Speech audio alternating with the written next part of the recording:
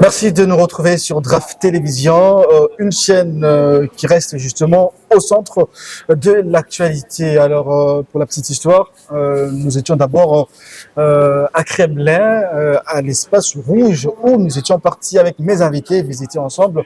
Ils ont pu quand même visiter Moscou parce que ils sont venus de l'Afrique. Je pense qu'ils même vont parler de leur pays et de la mission principale qui sont venus justement ici à Moscou, capitale de la grande fédération de la Russie. Alors, comme je l'ai dit, nous étions d'abord à l'espace justement Kremlin pour visiter. Ils ont pu visiter des sites justement touristiques, mais aussi de places importantes justement pour ces pays. Alors, pour ne pas trop monopoliser la parole, je m'avais déjà salué mes invités qui sont avec moi sur ces jolis justement décors que vous êtes en train de nous suivre. Sans plus tarder, bonjour monsieur, je vais commencer avec vous. Comment vous allez?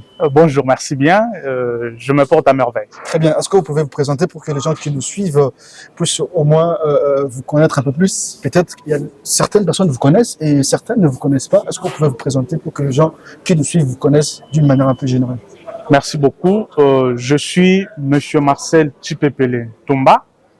Je suis député national de la République démocratique du Congo, élu de la ville de Kananga, et donc je suis africain et congolais. Congolais de père et de mère. De père et de mère. Je suis face d'un député national de la République démocratique du Congo. Oui. Merci beaucoup. Est-ce que vous pouvez me dire vos impressions d'abord, une fois arrivé à Moscou, capitale de la Russie? Les impressions sont très bonnes. J'ai eu des impressions de démotivation. Très bien. Je suis très motivé à voir comment vivent les Russes, à voir comment ils sont organisés et surtout voir comment les Russes ont gardé leurs valeurs traditionnelles. Très bien. Les Russes tiennent à cette définition traditionnelle de la famille. Donc, ils combattent les fléaux qui arrivent pour détruire le monde, les fléaux qui arrivent pour détruire la cellule de base qui est la famille.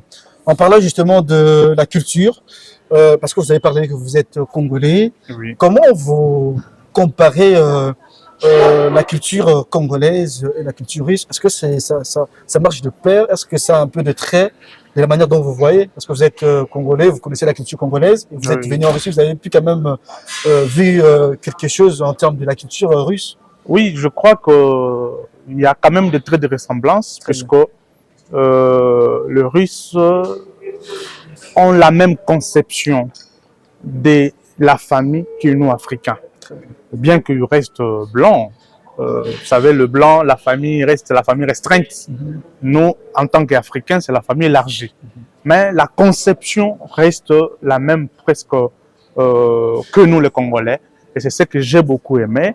Je me dis qu'avec cette même conception, si nous arrivons à nous mettre ensemble, nous pouvons sauver le monde.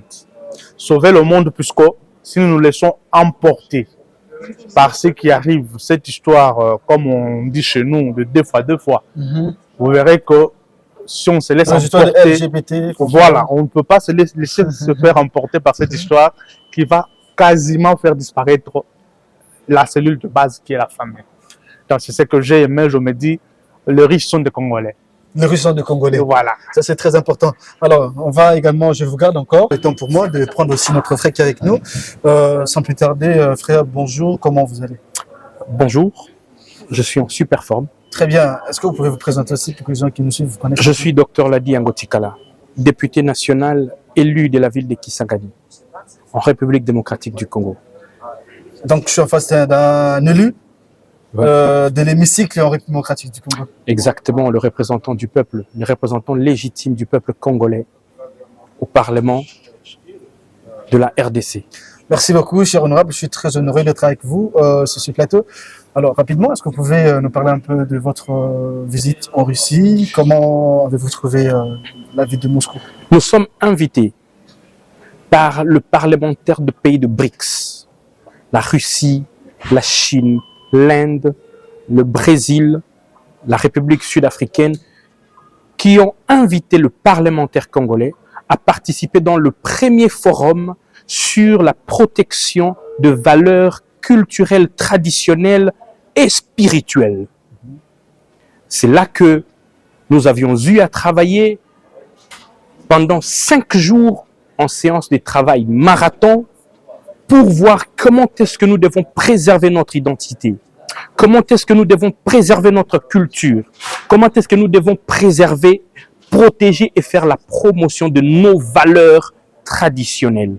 Parce qu'il est vrai que nous devons aller vers d'autres cieux, nous devons aller vers d'autres cultures, mais sans perdre son identité, sans perdre ses origines, sans perdre ses repères. Et là, je suis de la lignée de Lumumba qui a dit « Le peuple congolais écrira sa propre histoire ». J'ai aimé mon séjour à Moscou, où nous avions eu à visiter le Kremlin. Qu'est-ce que j'ai retenu? 3 choses. La première des choses que j'ai retenues, c'est que ils ont la valeur de la protection de leur identité. Très bien. La protection de l'histoire de leur pays. Malgré la Première Guerre mondiale, malgré la Deuxième Guerre mondiale, nous avons visité le plus grand musée de la Russie. Nous avons visité le mausolée de Lénine. Nous avons vu comment est-ce qu'ils ont immortalisé le héros qui ont bâti la fédération de la Russie. Lénine, Staline. Tous ces gens-là n'étaient pas parfaits, mais ils ont été immortalisés. Je rappelle qu'on les traitait en quelque sorte de dictateurs. Tant mieux pour le mot que l'on peut leur donner. Okay. Écoutez, je veux aller en Belgique. Le roi Léopold II, comment les traiterions-nous aujourd'hui? Parce que pour le caoutchouc, le roi Léopold II a coupé le main des Congolais. Est-il différent de ce que les autres considèrent comme étant des criminels? Si on pouvait organiser un procès à titre posthume, le roi Léopold II serait condamné à mort. Mais qu'est-ce que j'ai remarqué en Russie? Ils ont réussi à immortaliser leur héros. Mais une chose est drôle et bizarre. Lorsque tu rentres en RDC chez nous, nous n'avons même pas besoin de parler de nos héros. Drôle et bizarre. Il y a quelques jours passés, le mausolée dédié au héros national Lumumba, Patrice Emery, a été saboté. Mais vous aviez vu avec moi comment est-ce que le mausolée de Lénine est hyper sécurisé. Il y a le père de l'unité congolaise, Mobutu. Son corps se retrouve encore au Maroc. Devons-nous être fiers? Il y a le combattant de la démocratie, le Sphinx délimité. Celui qui s'est battu pendant plus de 30 ans pour qu'il y ait une alternance démocratique dans ce pays. Je dis, Étienne Tshisekedi, le Sphinx délimité, nous devons bâtir un monument en son honneur. Le 13 parlementaires qui ont dit non à la dictature, qu'est-ce que nous avons fait d'eux? Nous ne devons pas oublier d'où nous venons. Parce que il est vrai que chaque peuple a son histoire. Nous ne devons pas passer à côté de l'histoire parce que ce n'est que de cette histoire que notre lendemain en dépend. Très bien. Vous, en tant que député national, certes, il y a eu des leçons que vous avez tirées parce que vous êtes représentant du peuple et vous allez veiller à ce que nos valeurs qui sont aujourd'hui piétinées, en quelque sorte, soient au moins honorées. Qu'est-ce que vous comptez faire en tant qu'élu du peuple une fois rentré au pays? Écoutez, lorsque vous êtes en République démocratique du Congo, vous allez faire un constat. Le constat, c'est lequel? C'est que nous sommes en manque de la volonté. Si la volonté était un nutriment, comme un enfant ou une personne qui est malnutrie, qui souffre de la kwashiorkor, nous les Congolais, nous souffrons de la kwashiorkor de la volonté. Une seule chose, avoir la volonté de pouvoir changer, puisque le problème de la République démocratique du Congo, c'est d'abord l'homme congolais, nous-mêmes. Et cette volonté, elle ne concerne pas seulement le politique, elle concerne même la population. Je n'ai pas vu les Russes en train de jeter les sachets dans la rue, non. Je n'ai pas vu les Russes en train de chercher à frauder dans le métro, non. Mais qu'est-ce que nous ferons? Imaginez-vous le mausolée de Lumumba. On vient, on sabote. C'est toujours le politicien? Point d'interrogation. Nous avons besoin d'une prise de conscience collective et que chacun se dise, je dois jouer ma part, je dois jouer mon rôle. Et aussi, nous, le politicien, nous devons avoir ce qu'on appelle la volonté politique de pouvoir changer. L'actuel président de la République, son Excellence Félix Antoine Tshisekedi, il a la volonté. Mais nous qui sommes à ses côtés, nous, ses collaborateurs, qu'est-ce que nous faisons du pouvoir qu'il nous donne? Nous en abusons. Et si tu regardes très bien, nous, le Congolais, nous sommes spécialistes en abus. Nous abusons toujours. Il est grand temps de pouvoir changer. Dans le cas contraire, nous allons vivre une autre forme de la colonisation. Et on pourra même nous appeler les nègres de la maison. Très bien, il est temps de pouvoir changer. C'est par cette parole très sage que je vais vous garder encore. Il est temps pour moi de passer la parole à notre cher honorable qui est avec nous également de l'autre côté. Voilà, excellent, je vous reviens un peu rapidement pour essayer un peu de terminer avec vous. Est-ce que vous pouvez un peu nous parler de votre mission de service, comment ça s'est passé et quelles sont les résolutions que vous avez pu avoir pour aller apporter une pierre à l'édifice? Parce que ce qui est important, c'est venir participer et avoir aussi de choses qui pourront aller apporter une pierre à l'édifice pour le développement de la République démocratique du Congo. Exactement, merci beaucoup. Comme je le disais tantôt, c'est une mission officielle. D'abord, je salue le président de l'Assemblée nationale, honorable Vital Kamerhe, qui a placé son mandat avec comme objectif la diplomatie parlementaire. Très bien. C'est plus dans ce cadre-là de la diplomatie parlementaire qu'il a voulu qu'on puisse participer à ce forum, invité par le parlementaire de BRICS. C'est vrai, le forum était basé sur les valeurs culturelles, traditionnelles et spirituelles. Nous avons beaucoup appris de là.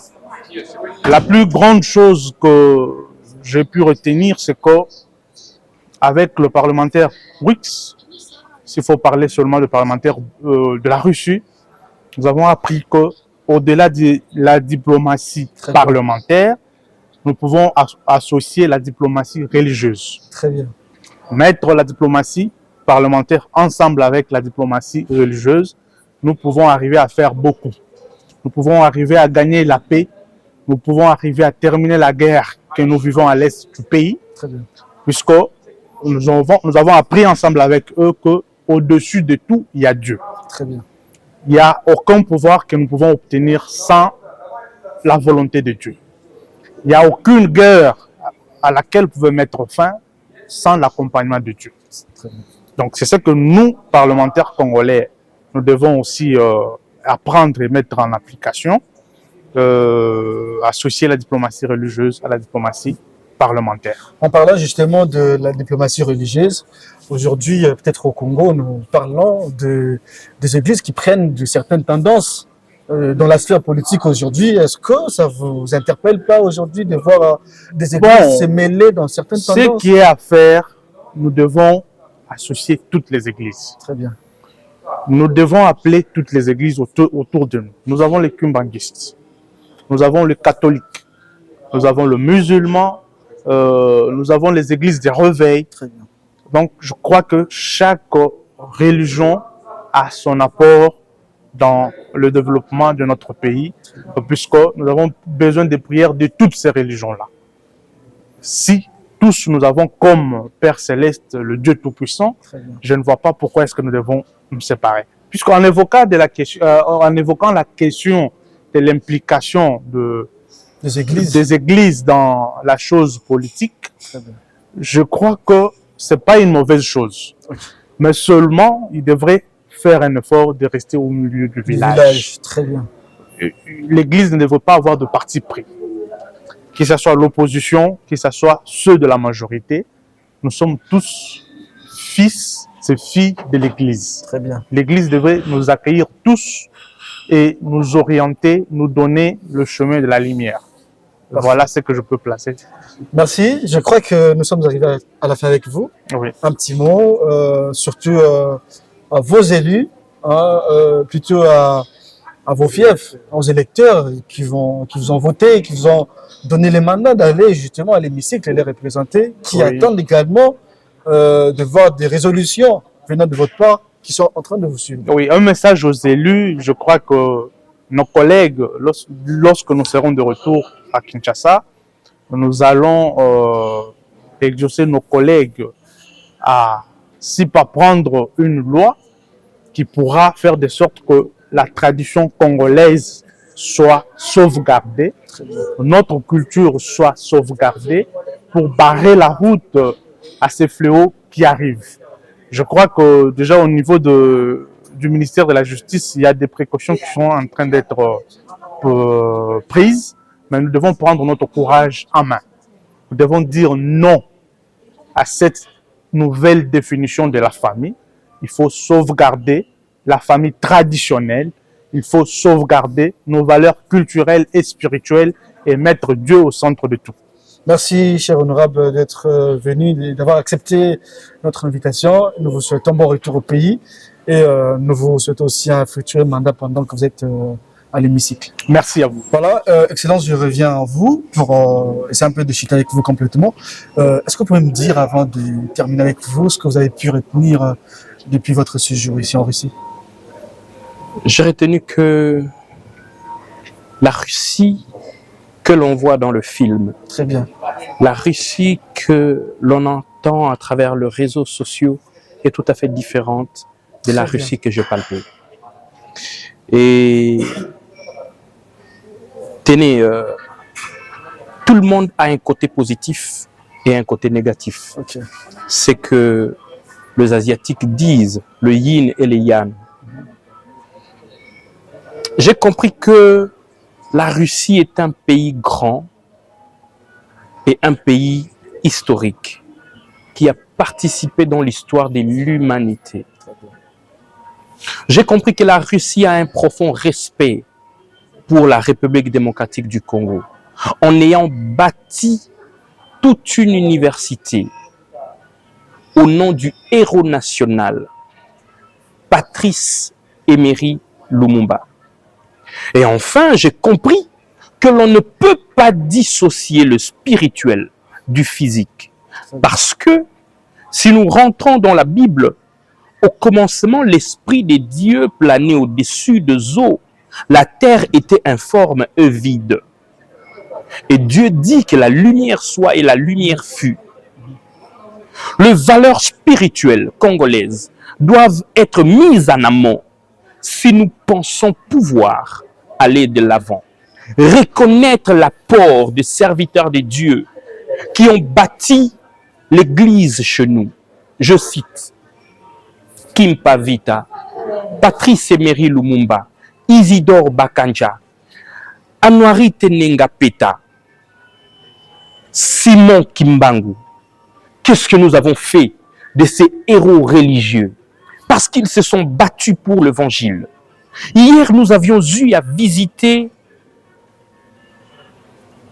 le monastère du Sauveur, où nous avions vu les tissus qui avaient servi à l'embaumement du Christ, gardés comme la prunelle des yeux par les Russes. Et pourtant, Jésus-Christ n'était pas russe. Russe, voilà. Lorsque vous partez aux États-Unis, au Capitole, vous allez voir le monument, la statue, les bustes de Martin Luther King. J'ai dit, Martin. aux États-Unis, le buste de Martin Luther King, vous allez les trouver au Capitole. Et au Congo, lorsque vous êtes au Parlement, qu'est-ce que vous trouverez sur Simon Kimbangu? lorsque vous êtes à la présidence, qu'est-ce que vous trouverez sûr? Kasavubu, nous devons protéger notre patrimoine historique parce que c'est là notre identité. Nous ne devons pas copier tout ce qui n'est pas à copier. Nous devons protéger nos valeurs ancestrales, nos valeurs culturelles, nos valeurs traditionnelles et non considérer ces valeurs comme étant de démodées. Parce qu'aujourd'hui, au Congo, lorsqu'on parle de la culture, on parle de pouvoir ancestral, on voit la sorcellerie. Écoutez, de tout genre. non, ça c'est le déviationnisme négatif. Très bien. Lorsque l'homme blanc est venu, il s'est rendu compte que l'homme noir était spirituellement fort. Il nous faut ouvrir grandement nos yeux et nous regarder en face. C'est poser la question, où allons-nous? Parce que devant nous, l'avenir est sombre. Et pourtant, il devait être radieux. Avant d'arriver là où nous voulons aller, nous devons étudier l'histoire. Parce que c'est l'histoire qui nous permettra de voir le parcours et de dire protégeons nos valeurs, protégeons notre identité culturelle. Et puis, avançons. Je vous remercie. Merci. En tout cas, ça en est fini. Je pense que vous avez suivi. C'était un réel plaisir pour moi de pouvoir recevoir des députés nationaux qui ont passé un très bon séjour ici à Moscou, capitale de la Fédération de la Russie. Ce que je peux vous demander, c'est de nous soutenir. Comment vous pouvez nous soutenir? Vous abonner massivement sur toutes nos plateformes Internet. Surtout de ne pas oublier d'activer la cloche de notification pour avoir de nouvelles que nous mettons justement pour vous. Partagez surtout le lien, ça nous fera énormément plaisir. En tout cas, si vous avez aimé, il faut dire merci à Christian Touré, un héros dans l'ombre qui était derrière la caméra, qui a fait un travail exceptionnel pour que vous nous captiez 5 sur 5 depuis là où vous êtes en train de nous suivre. En tout cas, ça en est fini. On se retrouve prochainement toujours à la même chaîne, mais aussi à la même heure. Au revoir.